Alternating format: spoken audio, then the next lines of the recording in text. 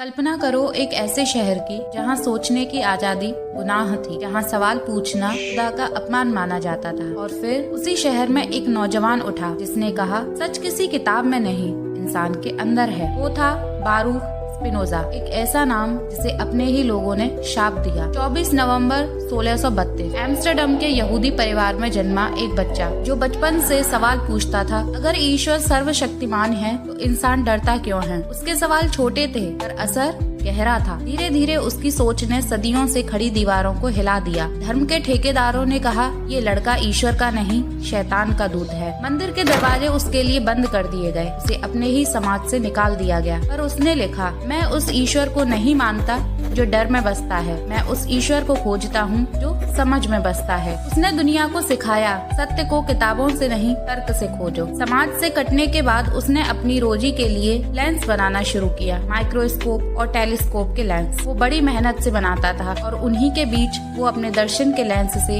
ईश्वर को देखने की कोशिश करता था। दिन में वो कांच तराशता, रात में सत्य को। 21 फरवरी 1677 द हेग की ठंडी सुबह एक छोटे से कमरे में वो धीरे धीरे अपनी आखिरी सांसें गिन रहा था। उसकी उंगलियों में अब भी कांच के बारीक टुकड़े चिपके थे, वो कांच जिससे वो लेंस बनाता था और शायद जिसने उसकी सांसें भी चुरा ली। लोग कहते हैं वो श्वसन रोग से मरा, पर कुछ कहते हैं कि वो उस धूल से मरा जो उसने सत्य को साफ देखने के लिए अपने फेफड़ों में खींच ली थी। 44 साल की उम्र में वो चला गया, पर पीछे छोड़ गया एक ऐसा सवाल जो आज भी हवा में तैरता है। क्या सच देखने की कीमत जिंदगी से ज्यादा भारी होती है? वो अकेला रहा, गुमनाम रहा, लेकिन उसके विचारों ने आने वाली सदियों के दिमाग को रोशन किया। न्यूटन, आइंस्टाइन, सबने माना कि हम स्पिनोजा की सोच के ऋणी हैं। उसने कहा, प्रकृति ही ईश्वर है और सोच सबसे बड़ी प्रार्थना। वो आदमी जिसे उसके धर्म ने ठुकरा दिया आज विचारों का मसीहा कहलाता है। वो था बारूक स्पिनोजा, जिसने सिखाया, डर से नहीं सोच से